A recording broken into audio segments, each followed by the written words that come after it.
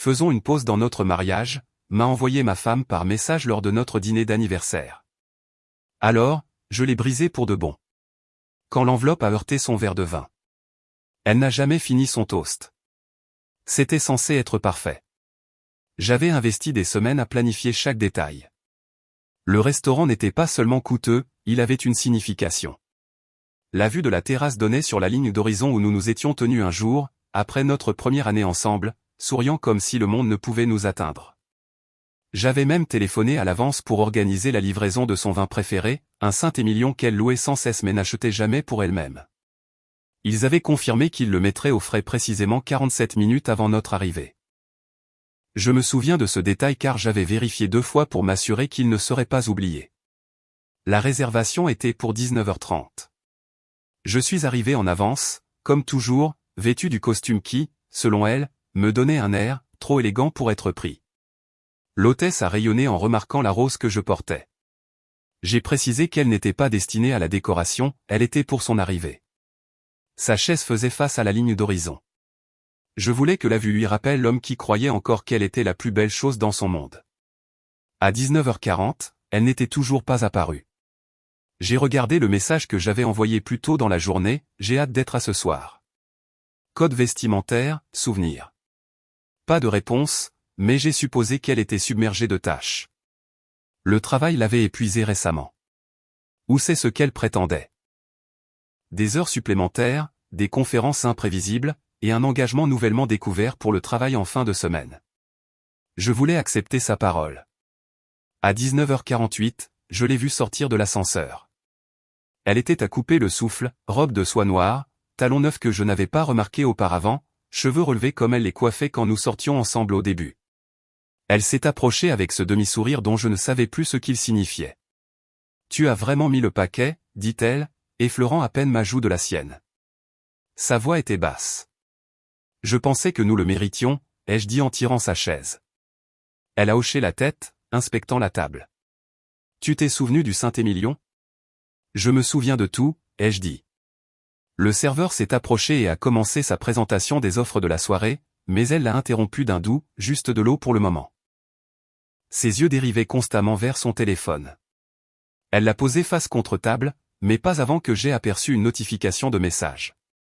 C'était bref, seulement 3 mots, mais ce n'était pas mon nom. Nous avons échangé des banalités ou plus précisément, je l'ai fait. J'ai partagé des détails sur une initiative professionnelle, un commentaire amusant d'un collègue, et une émission audio que je pensais qu'elle apprécierait. Elle a souri cordialement. Son attention était ailleurs. Périodiquement, ses doigts traçaient la table. Elle n'arrêtait pas de tendre la main vers son téléphone. Quand le vin a été livré, j'ai rempli chaque verre et levé le mien.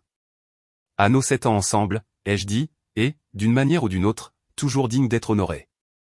Elle a fait une pause, puis a levé son verre, l'a touché contre le mien, et a pris une inspiration. À la compréhension, dit-elle. J'ai cligné des yeux. La compréhension. Elle a bu une gorgée, puis a reposé le verre avec un soupir. Il y a quelque chose que je dois aborder, et je suppose que ce soir est un aussi bon moment qu'un autre. Sa manière de parler était répétée mais mal assurée.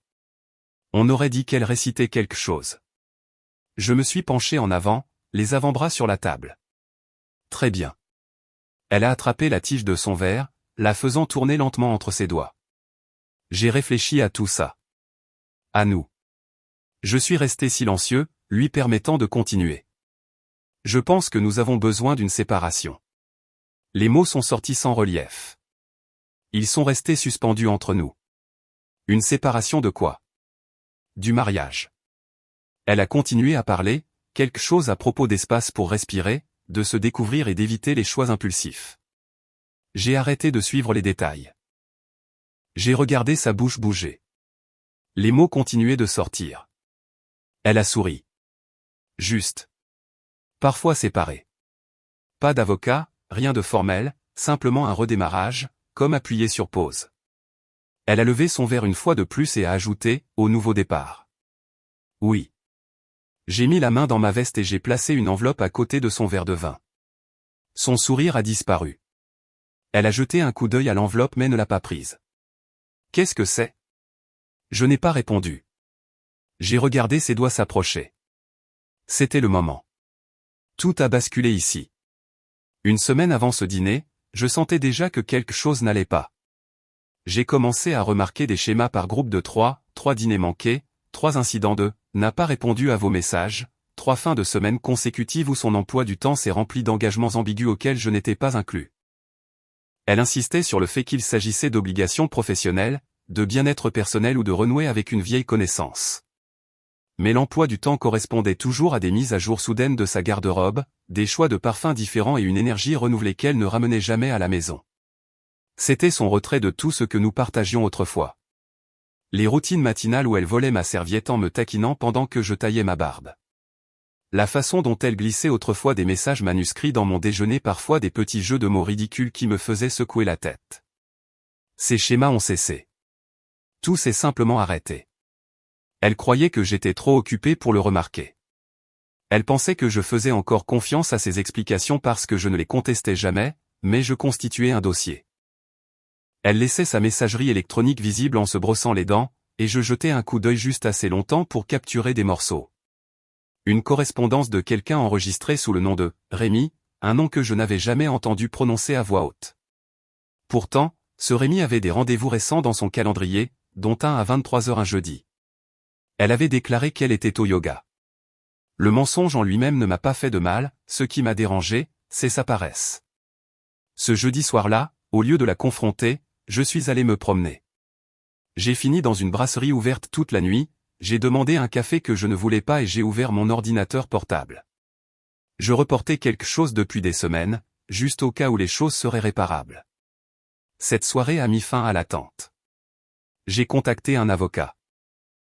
Il était méthodique et réservé, a posé les bonnes questions, a présenté des alternatives et, en moins d'une heure, j'avais la première ébauche d'un document de séparation formelle dans ma boîte de réception, répartition des biens, autonomie financière et clause de résiliation claire. J'ai demandé que ce soit concluant mais simple. Avant de raccrocher, j'ai dit, je ne sais pas quand j'en aurai besoin. Il a répondu, vous comprenez déjà. Il avait raison. De retour à la maison, elle dormait, ou faisait semblant de dormir. J'ai observé son visage dans la pénombre pendant une minute entière. Ce visage signifiait quelque chose autrefois. Ce soir-là, il avait l'air différent. Lyon. 3 jours plus tard, elle a laissé son téléphone sur le chargeur dans la cuisine. L'écran s'est allumé. Un message est apparu, alors, tu lui dis ce soir ? Elle n'a pas répondu à ce message, du moins pas pendant que j'observais, mais son comportement a changé après cela. Soudain, elle est devenue plus théâtrale, des baisers supplémentaires le matin, un effort peu convaincant pour préparer le dîner. Elle riait à des blagues que je n'avais pas encore terminées, toujours avec un temps de retard. Cela a tout confirmé. Elle n'était plus ma partenaire, j'étais son plan de secours. J'ai imprimé le projet, je l'ai plié précisément dans une enveloppe. Ce matin-là, j'ai créé une notification dans mon calendrier, 19h, restaurant La Terrasse. J'ai inséré une note dans le rappel, laisse-la parler en premier. De retour dans le présent, alors qu'elle fixait l'enveloppe que je lui présentais, son expression a changé. Elle a réalisé que quelque chose avait basculé. Qu'y a-t-il à l'intérieur, a-t-elle demandé. Quelque chose créé pour ce moment précis.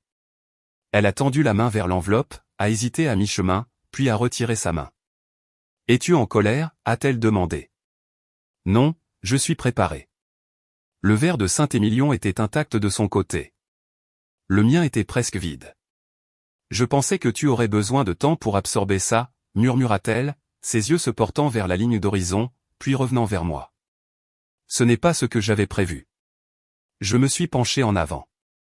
Tu avais prévu que je te supplie de rester, ou que je te fasse une contre-offre passionnée pour démontrer à quel point je tenais à toi. Elle a ouvert la bouche pour contester, puis l'a refermée.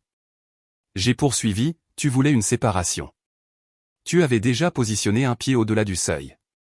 J'ai simplement ouvert la porte davantage. Elle a croisé les mains sur ses genoux. Je n'ai jamais dit que je voulais que ce soit fini. J'avais juste besoin d'espace pour respirer. L'espace pour respirer n'est pas neutre, ai-je répondu. C'est de la distance avec un compte à rebours. Son expression a changé. Elle avait l'air inquiète maintenant. Pour la première fois depuis des semaines, je contrôlais la conversation. Qu'est-ce qui se passe maintenant, a-t-elle demandé. Tu examineras ça en rentrant chez toi. Ou pas. Quoi qu'il en soit, je ne reviendrai pas à cette table. Elle est restée assise en silence. La terrasse s'était quelque peu rafraîchie à mesure que la brise s'intensifiait. Je me suis levé, j'ai ajusté ma veste et j'ai posé suffisamment d'argent liquide pour payer le dîner et la bouteille que nous n'avions jamais consommée. Tu peux rester et apprécier la vue, ai-je dit en me tournant pour partir. C'est à ça que servent les séparations, n'est-ce pas? Je n'ai pas regardé en arrière. La descente en ascenseur m'a semblé plus légère que les pas que j'avais faits pour atteindre cette terrasse. Dehors, je suis entré dans la nuit. La première phase était terminée. Elle a examiné l'enveloppe en silence ce soir-là. Du moins, c'est ce que j'ai imaginé car je n'ai jamais reçu d'appel, ni de message ou de réaction, juste l'alerte numérique d'une notification de sécurité à domicile. Le lendemain matin, son code d'accès avait été utilisé à 2h14 du matin.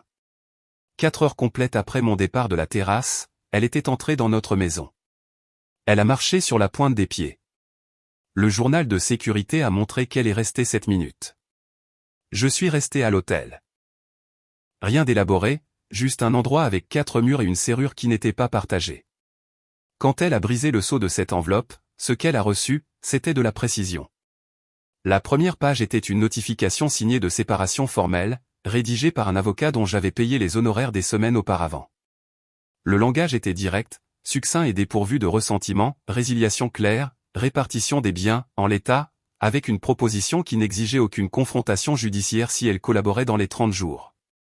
La deuxième page était plus sévère, des impressions, des reçus d'un hôtel du centre-ville réservé à son nom 2 fois au cours des 6 semaines précédentes. Emplacement précis, chambre séparée.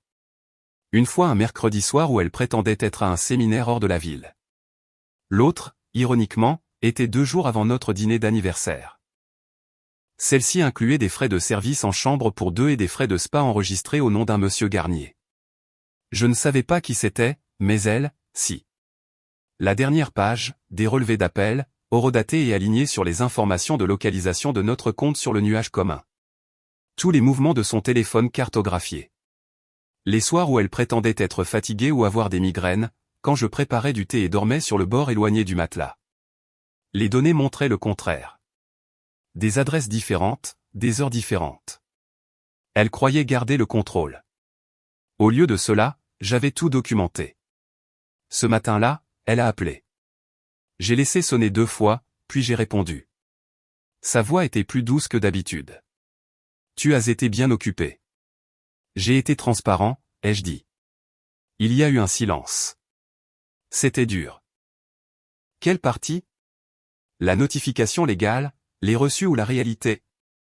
Tu t'attendais à ce que j'attende que tu décides quelle part de moi tu désirais encore. Tu aurais pu en discuter avec moi.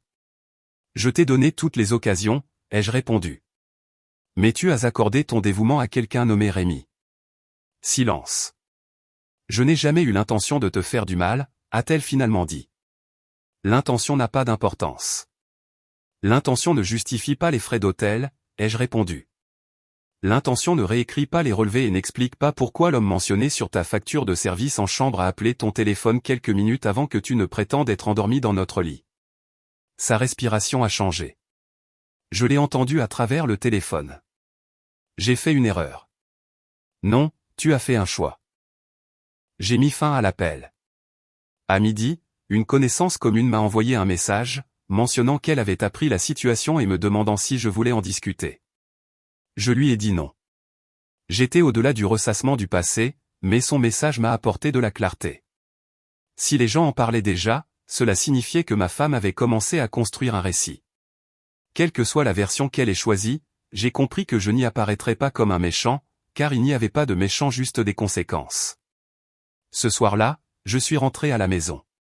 Elle n'était pas là. La moitié de ses affaires avait disparu. Le placard de la chambre avait l'air déséquilibré. Quelques tiroirs étaient vidés. Le comptoir de la salle de bain était dépouillé de ses produits de soins de la peau. Elle avait emporté le parfum qu'elle portait ce soir-là sur la terrasse, mais avait laissé derrière elle la bouteille de Saint-Émilion. J'ai versé un verre, je me suis assis sur le canapé. Pas de télévision ni de musique, juste le silence. J'ai récupéré mon ordinateur portable et ouvert un dossier que j'avais conservé des semaines auparavant, contingence.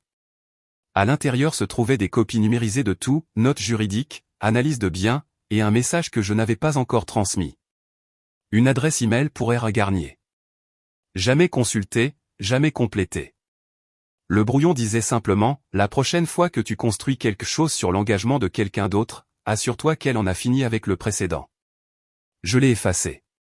Je n'avais pas besoin qu'il ressente quoi que ce soit. Ce soir-là, j'ai remplacé les serrures. Le serrurier m'a demandé si je déménageais ou si je me séparais. J'ai dit, ni l'un ni l'autre. Je sécurise simplement ce que j'ai construit.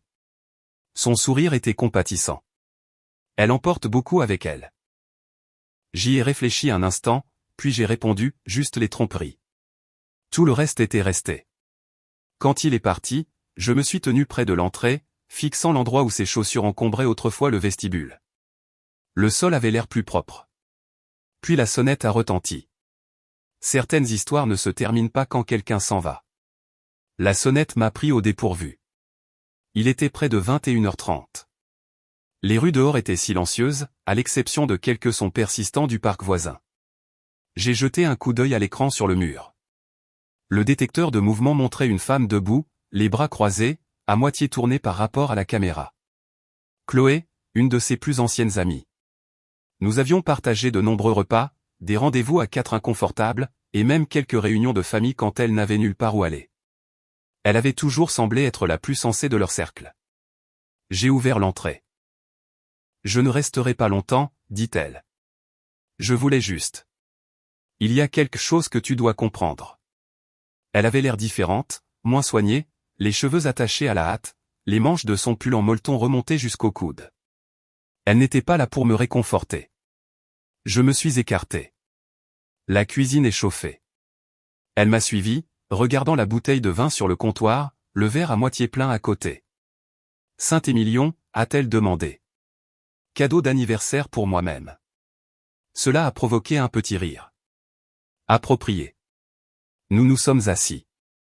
Aucune courtoisie n'a été échangée. Elle a jeté un coup d'œil vers le salon, puis s'est redressée. Elle est en train de construire son récit, a-t-elle commencé, prétendant que tu l'as prise par surprise. Disant qu'elle était dépassée. Que tu t'étais retiré émotionnellement depuis des mois. J'ai haussé un sourcil. Elle aurait dû se lancer dans la fiction plutôt que dans le conseil. Chloé n'a pas souri.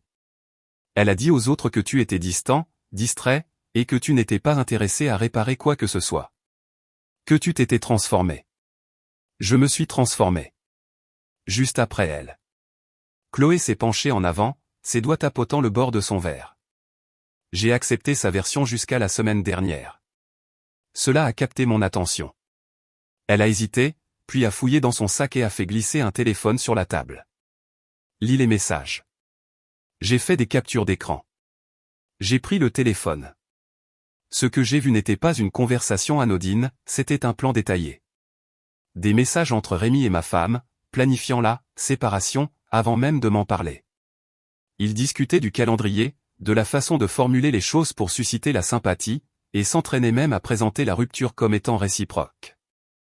Un message m'a arrêté net, s'il demande pourquoi, dis que tu t'es perdu. Cette réplique fonctionne toujours. J'ai rendu le téléphone. Chloé n'a pas parlé pendant un moment. Elle m'a parlé de lui, dit-elle finalement, mais jamais dans toute son ampleur. Juste qu'ils avaient connecté, qu'elle se sentait à nouveau pleine d'énergie. Ça semblait absurde, mais je suis resté silencieux. Pourquoi maintenant? Parce que je l'ai vu saboter quelqu'un qui était réellement présent. Tu méritais mieux qu'une performance. Et parce que, elle a fait une pause, baissant la voix, je reconnais à quoi ça ressemble quand quelqu'un qui n'a rien fait de mal porte quand même toute la culpabilité. Sa voix était neutre, juste du regret. Elle voulait le meilleur des deux mondes, a poursuivi Chloé. La liberté sans les répercussions, l'exploration sans la responsabilité. Et elle croyait qu'elle l'obtiendrait parce que tu jouais toujours le rôle du fiable. Elle croyait que je tiendrais l'entrée ouverte, ai-je dit.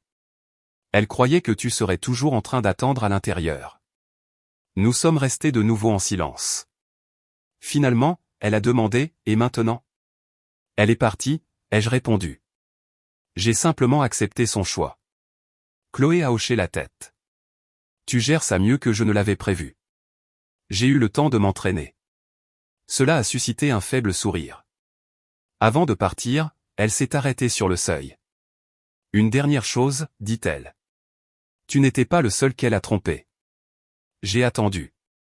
Elle a dit à Rémi que tu étais autoritaire, qu'elle craignait que tu ne deviennes vindicatif, que tu essaierais de la ruiner financièrement. Elle s'est mise dans une impasse. Même moi, je me suis demandé ce qui était authentique.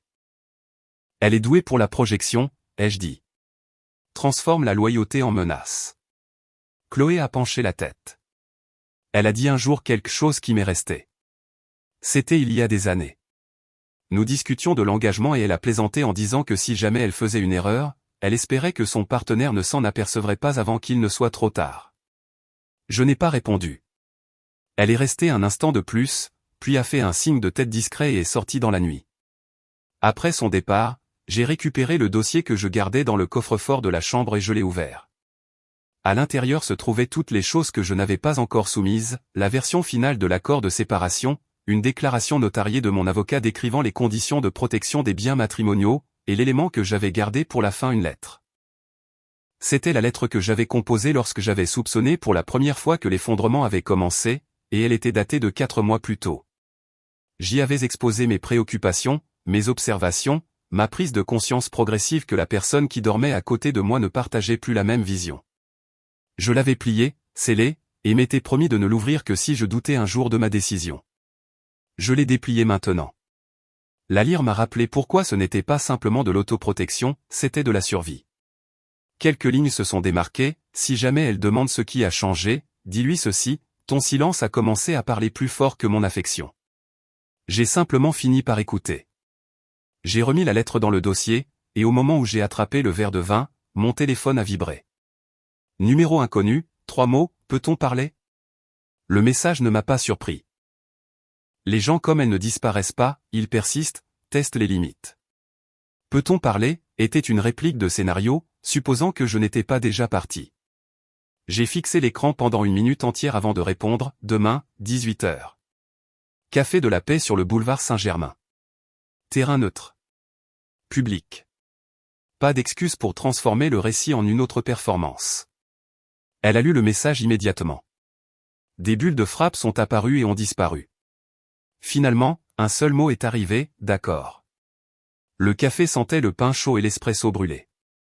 Je suis arrivé le premier, j'ai pris une table dans un coin et j'ai commandé une boisson que je ne finirai pas. Quand elle est entrée, ses yeux ont balayé la pièce. Elle cherchait une version différente de moi, quelqu'un de plus doux, mais je suis resté assis droit, les bras détendus, le regard fixe. Elle s'est approchée slowly. Salut. J'ai hoché la tête. Rien de plus. Elle s'est assise en face de moi, en expirant. Merci d'avoir accepté de me rencontrer.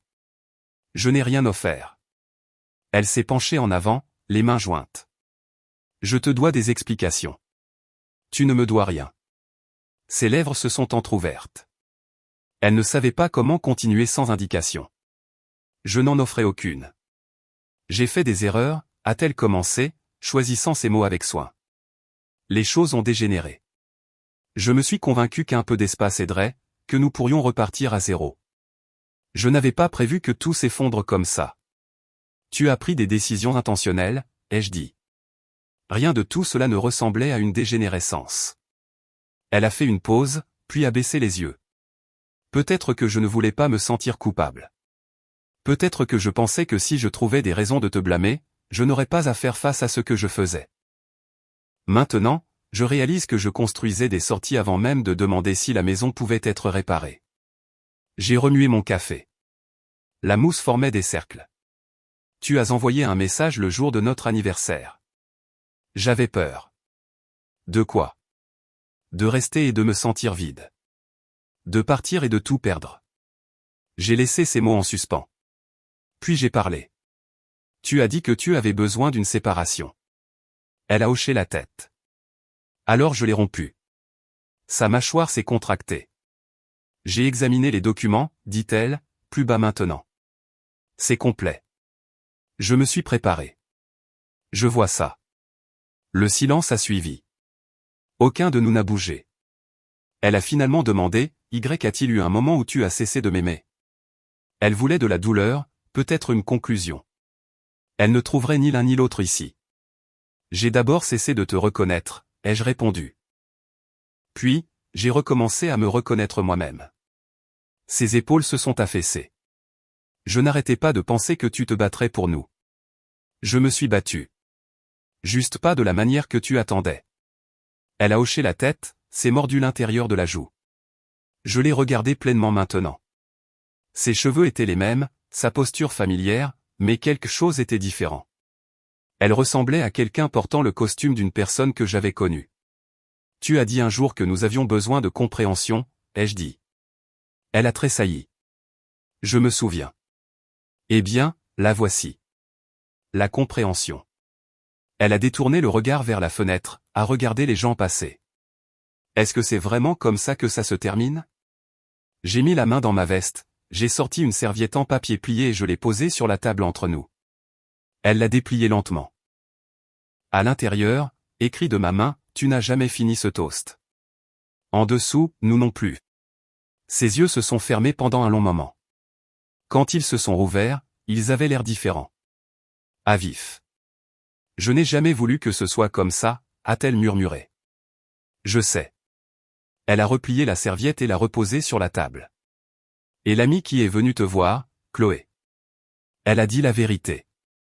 C'est plus que tout le crédit que tu lui as jamais accordé. Elle a hoché la tête une fois, les yeux humides, puis s'est ressaisie. Je ne contesterai pas les termes, dit-elle. Je signerai tout. Tu l'as déjà fait. Il y a 2 jours. Son visage s'est figé. Puis elle a ri, un souffle court. Bien sûr. Tu as une longueur d'avance sur moi. Je me suis levé. Elle a suivi. À l'entrée, elle s'est retournée. Pourrais-tu envisager de reparler un jour? Pas maintenant, juste éventuellement. Je me suis approché, j'ai croisé son regard. Pas de colère, juste de la clarté.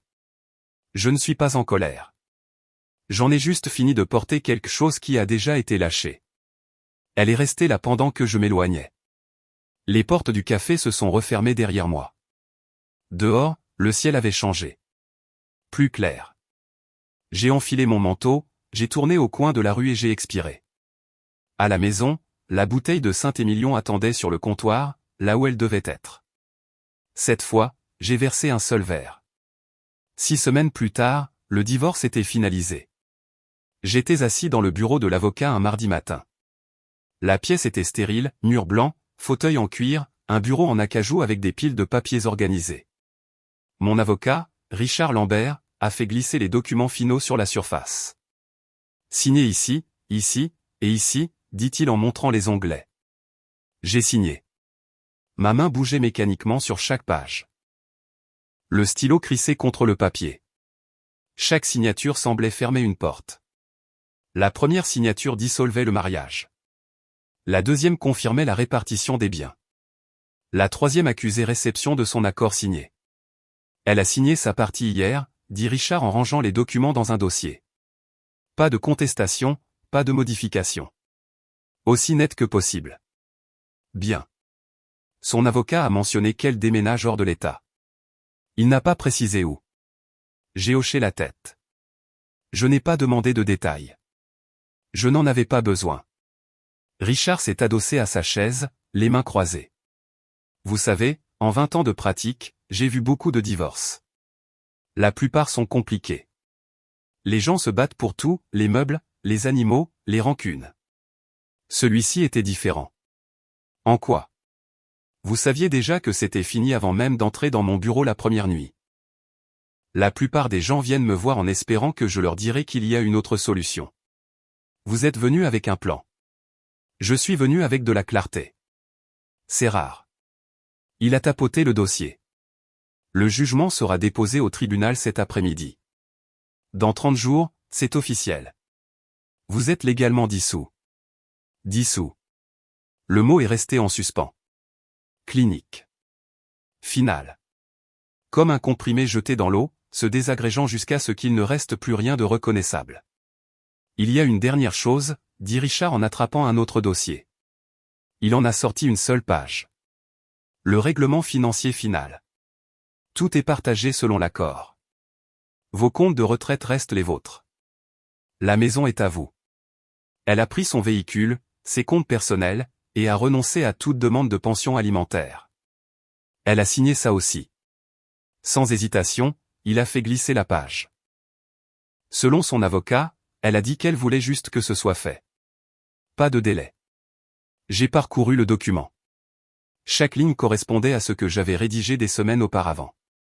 Pas de surprise, pas de changement de dernière minute. Elle avait tout accepté exactement comme c'était écrit. Des questions, a demandé Richard. Non.